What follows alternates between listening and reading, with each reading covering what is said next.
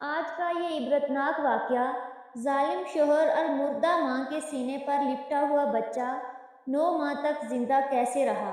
آئیے سب مل کر اس چونکا دینے والے واقعے کو سنتے ہیں۔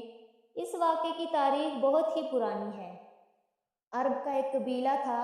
اس قبیلے میں رہنے والے لوگ آپس میں مل جل کر رہا کرتے تھے، لیکن اسی قبیلے کا ایک شخص بہت ظالم تھا۔ اس کو اپنی بیوی سے بالکل محبت نہیں تھی اور وہ اس کا خیال بھی نہیں کرتا تھا۔ اتنا بے پرواہ تھا کہ جب شادی ہوئی تو پہلے دن سے ہی اس نے بیوی پر ظلم کے پہاڑ توڑ دیے، اور اگر کوئی تکلیف ہوتی تو اسے کسی قسم کا درد بھی نہیں ہوتا۔ اس کی بیوی اگر درد سے گرتی تو اسے کہتا کہ تم بہانے بازی کرتی ہو، اپنے شوہر کی خدمت تو کرتی رہی، جاؤ دیکھو اس گاؤں کی عورتیں کتنی خدمت گزار ہیں اور اپنے شوہروں کو کس طرح انہوں نے اپنے سر پر بٹھایا ہوا ہے۔ وہ سخت گرمی میں پتھر توڑتی تھی، اور آپ سب تو جانتے ہیں کہ عرب کی گرمی میں کتنی شدت ہوتی ہے کہ انسان 1 منٹ بھی دھوپ میں نہیں کھڑا رہ سکتا۔ لیکن اس کا شوہر، اس کو کوئی فکر نہیں تھی۔ وہ تو بس جانے کیوں ایک بیوی کا کم ملازمہ زیادہ سمجھتا تھا اسے۔ اور یہی نہیں، اس نے جو بکریاں پالی ہوئی تھی ان کو جرگہ تک لے جانا، ان کے کھانے پینے کا انتظام کرنا، ان کا دودھ نکال کر بیچنا، یہ سب بھی اسی عورت کی ذمہ داری تھی۔ پورے گھر کو وہی چلا رہی تھی۔ اس کے شوہر نے اپنے سر پر کوئی ذمہ داری نہیں لی تھی۔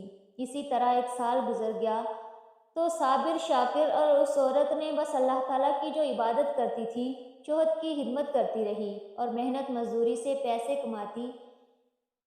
پھر وہ امید سے ہو گئی۔ جب وہ حاملہ ہوئی تو اس کے شوہر کو یہ خبر ملی تو وہ ہرگز نہیں چاہتا تھا کہ وہ اس کے بچے کی ماں بنے گی۔ اس کو، جو اس کی بیوی، وہ چاہتا تھا کہ مر جائے۔ وہ کب سے تو یہی چاہ رہا تھا، بس کسی دن یہ میری زندگی سے نکل جائے۔ ہمیشہ وہ یہی سوچتا، یہی تدبیر کرتا کہ کس طرح اس عورت کو اپنی زندگی سے نکال دوں۔ ان کو ایسا نہیں کر سکتا تھا کیونکہ اس گاؤں میں اس کی عزت تھی، اور لوگوں کے سامنے اس نے بہت ہی باغ بٹھائی ہوئی تھی کہ میں اپنے بیوی کی بہت زیادہ فکر کرتا ہوں، جبکہ لوگ خود دیکھتے تھے کہ اس کی بیوی سخت دھوپ میں کس طرح محنت مشقت کرتی ہے۔ یہی سوچ کر اس نے ایک ترکیب سوچی اور بیوی کا خیال رکھنا شروع کر دیا۔ اس کی دلجوئی کرتا کہ میں بہت خوش ہوں کہ تم ماں بننے والی ہو۔ میرے دل میں جو بھی کڑواہٹ تھی سب نکل گئی ہے۔ اب ہم خوشی خوشی رہیں گے، تم، میں اور ہمارا بچہ۔ بیوی بھی حیران ہوئی کہ لگتا ہے اولاد نے اس کو بدل دیا ہے۔ اب اولاد اس دنیا میں آئے گی تو یہ مزید مجھ پر مہربانی کرے گا۔ جو محبت مجھے آج تک نہیں ملی اپنے شوہر کی، وہ محبت مل جائے گی۔ بہت خوش تھی کہ چلو دیر سے صحیح اس کو مجھ سے محبت تو ہوئی، پر وہ معصوم سیدھی سادی عورت یہ نہیں جانتی تھی کہ اس کے شوہر نے سازش اچھی رچی ہے اور وہ اس کو مارنا چاہتا ہے، اور مارنے کے لیے وہ کھانے میں روز اسے زہر ملا کر دیتا ہے۔ وہ زہر جس کا اثر اتنی جلدی نہیں ہوتا، بلکہ وہ خاص قسم کی جڑی بوٹی تھی جو اس عورت کو ختم کر دیتی، اور بچہ بھی مر جاتا اور کسی کو کانو کان خبر نہ ہوتی۔ سب یہی سمجھتے کہ زچگی کے دوران، یعنی بچے کی پیدائش کے دوران، ماں مر گئی اور بچہ بھی اس دنیا میں نہیں آ سکا۔ جب 9 ماہ گزر گئے اور وقت آ گیا کہ بچے کی ولادت ہونے والی ہے، اس کی تو نیت تھی، لیکن اللہ تعالیٰ کی قدرت سب سے بڑی ہے۔ اگر وہ چاہے تو وہی کرتا ہے جو اس کی منشا ہے۔ جب اس کے ہاں بچے کی ولادت ہوئی تو اللہ تعالیٰ کی قدرت کہ وہ مردہ تھا، اور بیوی تو زہریلی جڑی بوٹی کی وجہ سے اس کی پیدائش کے وقت ہی مر چکی تھی۔ اسے کیا معلوم جسے اللہ رکھے اسے کون چکھے۔ اس نے لوگوں کو عبادتوں سے بچنے کے لیے بیوی کو اٹھایا، لاش کی بے حرمتی کرتے ہوئے گھسیٹتا ہوا اسے قریبی غار میں لے گیا۔ اس غار میں لے جا کر اس نے پھینک دیا، بچی کو بھی ماں کے پاس چھوڑ دیا۔ اس کے پاس دیکھیے کہ انجانے میں صحیح ایک اچھا کام کر دیا۔ جاتے ہوئے بچے کو ماں کی بائیں طرف یعنی دل کی طرف سینے پر رکھ کر چلا گیا۔ یہ انجانے میں ہوا تھا، لیکن وہ نہیں جانتا تھا کہ یہ تو اللہ تعالیٰ کی حکمت ہے۔ جب وہ وہاں سے جا رہا تھا تو دل ہی دل میں پھولے نہ سما رہا تھا کہ اچھا ہو گیا اب اس عورت سے میری جان چھوٹی۔ جڑی بوٹی نے اپنا کام کر دکھایا، لیکن افسوس ہے کہ میرا بیٹا پیدا ہوا۔ چلو کوئی بات نہیں، اب میں دوسری شادی کروں گا اور اس سے میری اولاد پیدا ہو جائے گی۔ پر یہاں پر جب وہ اس مردہ عورت کی لاش کو چھوڑ کر گیا اور بچے کو بھی مردہ جان کر چلا گیا، اسے نہیں معلوم تھا کہ اللہ تعالیٰ جسے چاہے زندگی دے، جسے چاہے موت دے، جسے چاہے عزت دے اور جسے چاہے ذلت دے، یہ اس کی حکمت ہے، یہ اس کی رضا ہے۔ بندہ خوش نہیں کر سکتا۔ بندہ بے بس ماں کے دل پر بچے کو لٹا کر چلتا بنا۔ جاتے جاتے اس نے غار کے منہ کو بھاری پتھروں سے بند کر دیا، کیونکہ وہ نہیں چاہتا تھا کہ اس بات کی بھنک ذرا برابر بھی گاؤں کے لوگوں تک پہنچے، کیونکہ قبیلے کا سردار بہت سخت تھا اور بہت انصاف پسند بھی تھا۔ اگر اسے خبر ہو جاتی کہ ایک آدمی نے اپنی بیوی کو زہر دے کر مارا ہے، یہ عورت کی لاش کو اس نے قبر میں دفنانے کے بجائے غار میں پھینک دیا ہے، ان سب باتوں سے بچنے کے لیے اس نے غار کو بند کر دیا۔ ہمیشہ ہمیشہ کے لیے وہ خود کو محفوظ کر چکا تھا۔ یہ اس کی خواب خیالی تھی۔ وہ نہیں جانتا تھا کہ وہ ایک ذات ہے جو آسمانوں پر بیٹھی یہ دیکھ رہی ہے کہ میں ہوں، میں جو کرتا ہوں وہی ہوتا ہے۔ بندہ لاکھ چاہے تدبیریں کرے، لیکن ہوتا وہی ہے جو منظور خدا ہوتا ہے۔ وہ پلٹ کر واپس نہیں آیا۔ 9 ماہ کا عرصہ گزر گیا۔ 9 مہینے کے بعد راز کھلنا شروع ہوا۔ ایک بار اس کے دوستوں کا وہاں سے گزر ہوا تو دیکھا غار کے پتھر اپنی جگہ سے ہل رہے تھے اور ایک سوراخ وہاں سے نظر آ رہا تھا۔ قریب جا کر جو دیکھا، وہاں بچے کے پاؤں کے نشان بھی تھے۔ لوگ ڈر کر وہاں سے بھاگ گئے۔ یہ اس کے خاص دوست تھے۔ انہوں نے سیدھے جا کر اسے خبر دی کہ تم جہاں اپنی بیوی کی لاش دیکھ کر آئے ہو، وہاں پر کسی بچے کے قدموں کے نشان ہیں۔ تو وہ کہنے لگا، ارے تمہارا وہم ہے، بھلا ایسے کیسے ہو سکتا ہے؟ وہ عورت اور اس کا بچہ تو ابھی تک ڈھانچہ بن چکے ہوں گے، اور ویسے بھی میرا بچہ مردہ پیدا ہوا تھا، وہ زندہ کیسے ہو سکتا ہے؟ ایسی بات نہیں ہے۔ اس کے دوستوں نے لاکھ اسے سمجھانا چاہا کہ جاؤ دیکھ کر آؤ۔ ہم نے خود اپنی آنکھوں سے، ایک شخص نے نہیں بلکہ 3 دوستوں نے وہ پاؤں کے نشان دیکھے ہیں صحرا کی زمین پر، لیکن اس نے ان کی بات نہیں مانی اور بات ٹال دی۔ لیکن پھر کچھ عرصہ بعد وہ کچھ لوگوں کی محفل میں بیٹھا ہوا تھا۔ اس بستی کے سردار کے آدمی تھے، ان کے ذریعے اسے معلوم ہوا کہ فلاں غار کا پتھر اپنی جگہ سے ہٹ گیا ہے، جبکہ وہاں پر پتھر لگے ہوئے تھے اور وہ بھاری بھاری پتھر تھے، لیکن ایسا لگ رہا ہے کہ ان پتھروں کو کسی نے آرام سے ہاتھوں میں اٹھا کر وہاں رکھا ہے۔ اس کو ڈر لگا کہ اب میری بیوی کی لاش سب دیکھیں گے اور سردار تک یہ خبر پہنچی تو پھر میں تو زندہ نہیں بچوں گا اور میں تو جھوٹا ثابت ہو جاؤں گا۔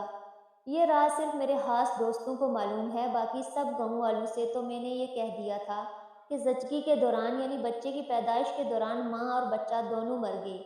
اب وہ جلدی جلدی اس ڈر سے کہ لوگ اس غار کے اندر نہ چلے جائیں، اس غار کے پاس گیا تو اس غار کے باہر بچے کے چھوٹے چھوٹے قدموں کے نشان تھے۔ اندر گیا تو وہ سمجھ رہا تھا کہ اس کی بیوی کی لاش اب ڈھانچہ بن چکی ہوگی، لیکن اس کا جسم بالکل صحیح سلامت۔ اللہ تعالیٰ نے اپنی قدرت کاملہ سے اس کے جسم کو بالکل محفوظ رکھا، ایسے جیسے ابھی ابھی اس کی موت ہوئی ہو۔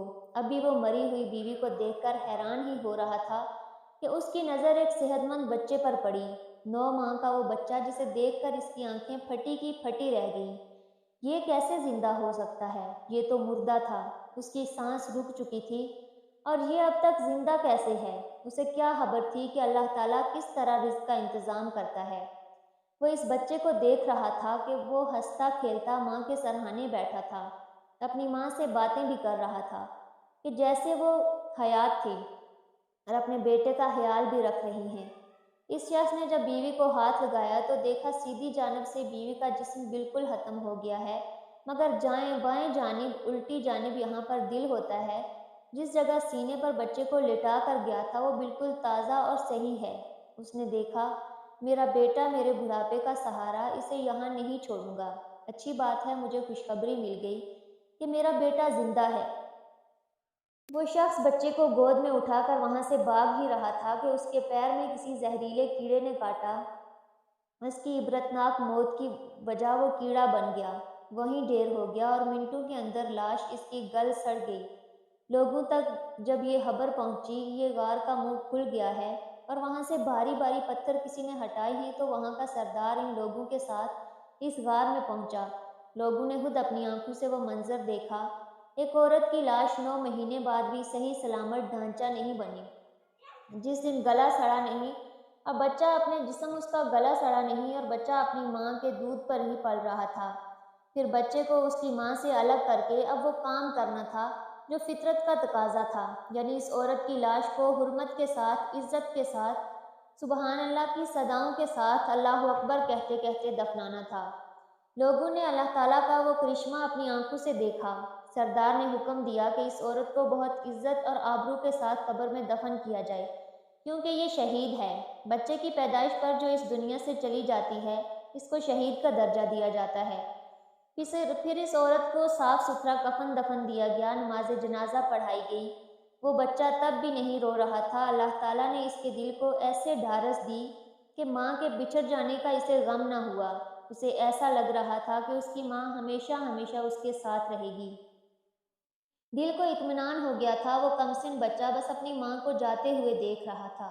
تو کیا اس کا رزق کا نہیں؟ اللہ تعالیٰ نے اگر 9 ماہ اس بچے کو اپنی ماں کے دودھ پر پالا اور اسے صحیح سلامت رکھا، اس کے بعد اسی سردار نے، جو قبیلے کا سردار تھا، اس کے دل میں بچے کے لیے محبت آئی۔ وہ بے اولاد جوڑا تھا۔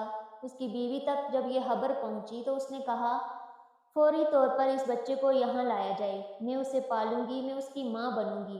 وہ شہید عورت تو قبر میں دفن ہو کر جنت میں جا چکی تھی اور جنت سے اپنے بچے کو پلتا ہوا دیکھ رہی تھی۔ اس بچے کا نام خلوی رکھا گیا اور وہ بچہ العظم قبیلے کا ایک بڑا سردار بنا۔ وہ اتنا بہادر تھا کہ اس نے کئی قلعے فتح کیے، نیک نامی میں سب سے آگے تھا۔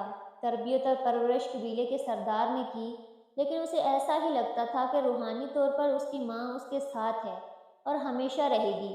سبحان اللہ! جس آدمی نے اس کو اس کی ماں کے ساتھ وہیں پھینک دیا تھا، جو اس کو مردہ جان رہا تھا، 9 مہینے اس غار میں اپنی ماں کے ساتھ وہ الگ رہا۔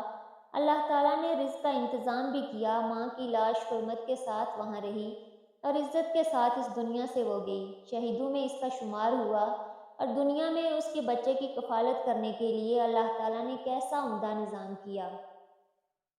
سچ ہے، کوئی کسی کا کچھ نہیں بگاڑ سکتا، چاہے کوئی کتنی سازش کر لے، چاہے کوئی لاکھ تدبیریں کر لے۔ سب سے اعلیٰ تدبیر اللہ تعالیٰ کی ہے۔ اس نے جو لکھ دیا ہے وہی ہوگا۔ وہ صرف بندے کو آزماتا ہے کہ میرا بندہ ابھی آئے اور توبہ کرے۔ اگر وہ توبہ کرے گا تو میں اسے معاف کر دوں گا۔ اگر وہ نیکی کے لیے 1 قدم بڑھائے گا تو میں اس کے لیے اس کی طرف 10 قدم بڑھاؤں گا۔